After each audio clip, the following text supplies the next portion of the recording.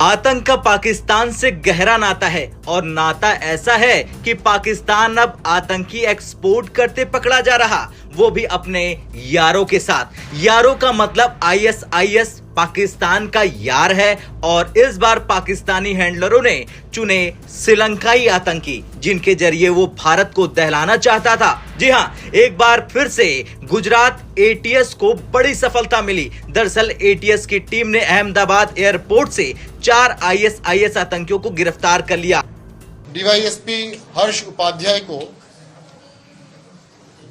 18 तारीख को ऐसा एक इंफॉर्मेशन मिला था कि 4 लोग मोहम्मद नुसरत, मोहम्मद नफरान, मोहम्मद फारिस और मोहम्मद रसदीन, ये 4 लोग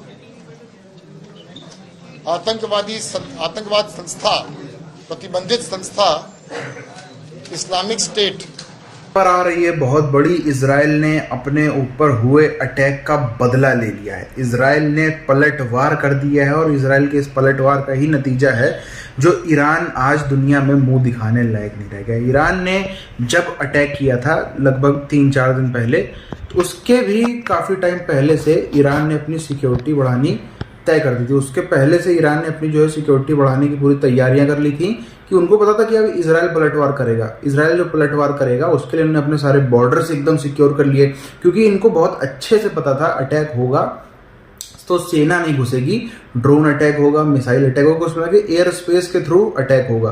तो इनके जितने बॉर्डर हैं वहाँ पे रडार जिन्होंने संख्या बढ़ा दी, सब कुछ इन्होंने कर दिया कि एयर स्पेस के जरिए मतलब बॉर्डर इनके इलाके के अंदर कोई मिसाइल, कोई रॉकेट, कोई ड्रोन घुस ना पाए।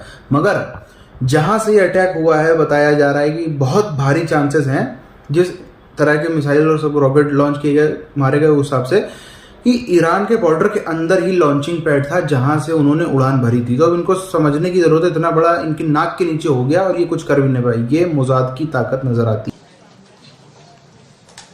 ऐसी प्राथमिक information DYSP ATS Shri Harsh Upadhyay को मिली।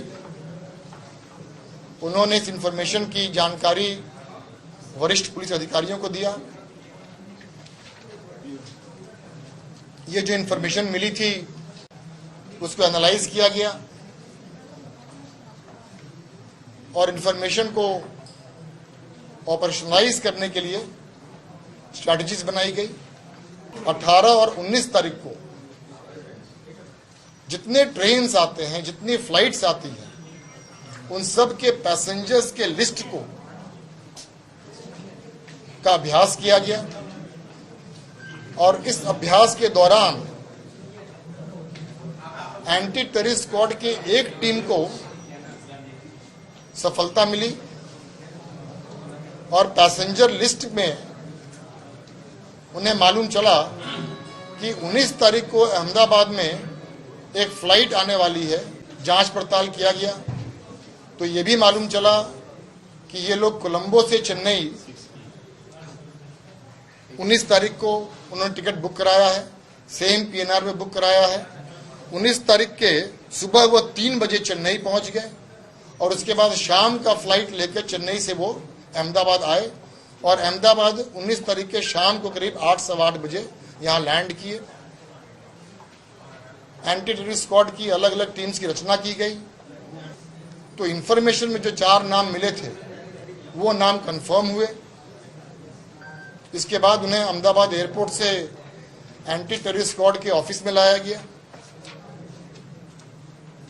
उन्हें अंग्रेजी भाषा या हिंदी भाषा नहीं आती है, वो सिर्फ तमिल बोलते हैं, इसलिए रातों रात तमिल भाषा के जानकार व्यक्तियों की व्यवस्था की गई और उनके मदद और सहयोग से इन 4 लोगों का एंटी टेररिस्ट स्क्वाड के ऑफिस में रात को इंट्रोगेशन शुरू किया गया।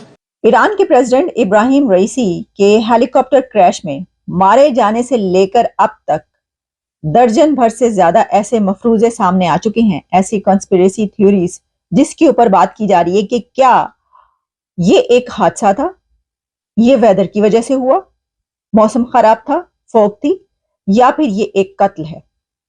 और अगर ये एक कत्ल है तो इस कत्ल के पीछे किसका हाथ है? तो आइए ऐसे ही चंद थ्योरीज पर बात किए लेते हैं।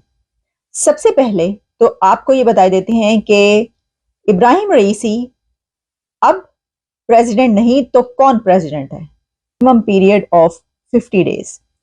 तो कहा यह जा रहा है कि जो मोहम्मद मुखबर वाइस प्रेसिडेंट हैं, उन्होंने अब उनकी जगह संभाल ली है। उसको अनाउंस भी कर दिया जाएगा, बता दिया जाएगा। लेकिन ईरानी मीडिया की तरफ से यह अनाउंस कर दिया गया है और बता दिया गया है कि ये हलाकतें हो गई हैं। और अब जैसा कि आप तस्वीरें देख रहे हैं इस वीडियो में, इस प्रोग्राम में आपको इमेजेस नजर आ रहे हैं कि उस फॉरेस्ट में जो रेस्क्यू टीम्स थी उन्होंने कैसे तलाश किया, उनकी लाशें किस तरीके से तलाश की गई। और ये फुटेजेस जो हैं वो पूरी दुनिया में चल रही हैं। दुनिया भर से इस वक्त मैसेजेस जो हैं वो पहुंच रहे हैं ईरान। तो अमेरिका के प्रेसिडेंट जो बाइडेन की तरफ से कोई पैगाम ऐसा हमें नजर नहीं आया, लेकिन इजराइल ने तो बिल्कुल जैसे ही इस हादसे की खबर पहुंचती है तो मिस्टर नेतन्याहू की तरफ से कहा गया कि उनका इसमें कोई हाथ नहीं है। Indian prime minister Narendra Modi साहब की तरफ से ट्विटर पर यह लिखा गया, यानी एक्स की वेबसाइट पर यह लिखा गया है कि deeply saddened and shocked by the tragic demise of doctor Syed Ebrahim Raisi, president of the Islamic Republic of Iran, his contribution to strengthening India Iran bilateral relationship. लेकिन अब 10 साल के लिए कंट्रोल संभाला जो एग्रीमेंट हुआ था, और जाहिर है कि वो एग्रीमेंट ईरान की इसी हुकूमत जिसका सरबराह इब्राहिम रईसी थे उन्होंने ही किया था। ये तो बहुत जबरदस्त ताल्लुका जा रहे थे और जाहिर है कि एक ऐसा ही जो है उन्होंने मैसेज उनको भेजा। अच्छा, अब जब हम देखते हैं कि पाकिस्तान के प्राइम मिनिस्टर शहबाज शरीफ साहब क्या लिखते हैं, तो उन्होंने लिखा कि I along with the government of people of Pakistan extend our deepest condolences and sympathies to Iranian nation on this terrible loss and in solidarity with brotherly Iran. Okay, एक तो ये बात कि ब्रदरली ईरान तो कहना पड़ रहा है, वरना ईरान और पाकिस्तान के जैसे रिलेशंस रहे हैं वो आप जानते हैं। हमला किया गया था, ईरान की तरफ से हमला किया गया था और पाकिस्तान की तरफ से फिर उसका जवाब दिया गया था।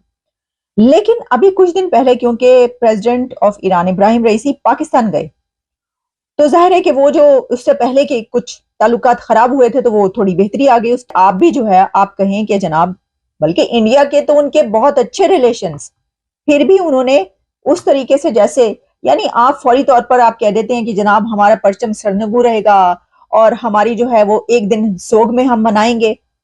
जिस मुल्क ने आपके मुल्क पर हमला किया आप उसके लिए सोग का ऐलान कैसे कर सकते हैं? इसमें एक और सवाल है कि 80-80 लाशें रखकर शिया हजारा कोयटा में बैठे रहे किया जाता। ये रूल्स नहीं है कि प्रेसिडेंट, प्राइम मिनिस्टर और मिनिस्टर्स को एक ही जगह जमा कर दिया जाए, बल्कि ऐसा भी होता है जो दुनिया के बड़े बड़े खानदान और बहुत लीड क्लास, मतलब कि बहुत जिसे कहते हैं कि चंदी खानदान है या इस तरीके से, वो भी अपने तमाम लोगों को एक फ्लाइट में नहीं भेजते। उसमें ये खतरा रहता है कि अगर कुछ हो गया तो सबके सब चले जाएंगे। आखिरकार वही चीज हमें देखने को मिली जिसकी पूरी दुनिया उम्मीद कर रही थी और पूरी दुनिया घात लगाए बैठी थी। मैं कहूँगा ईरान ने अपनी जान झोंक दी थी, अभी से नहीं, पिछले 2-3 दिनों में, पिछले 48-72 घंटों में नहीं। जब ईरान ने ये पूरे जो 300 से ज़्यादा मिसाइलें मारी, छोटे छोटे रॉकेट्स मारे, उससे पहले से ही, उसकी भी जब प्लानिंग कर रहा था ईरान ने हमला किया, तो उससे पहले से ही ईरान ने तैयारी करना चालू कर दी। इनको पता था कि पलट के इजराइल का जवाब आएगा और इजराइल का जवाब इतना खौफनाक, खूंखार किस्म का होगा, वो झेलने के लिए हमें चाहिए टाइम, हमें चाहिए पूरा व्यवस्था। तो अपना अटैक करने से पहले पूरी की पूरी इन्होंने योजना तब बना ली थी और अपनी पूरी जो है वो सिक्योरिटी बढ़ा दी थी। हर तरीके से इन्होंने अपने आप को सुरक्षित कर लिया था।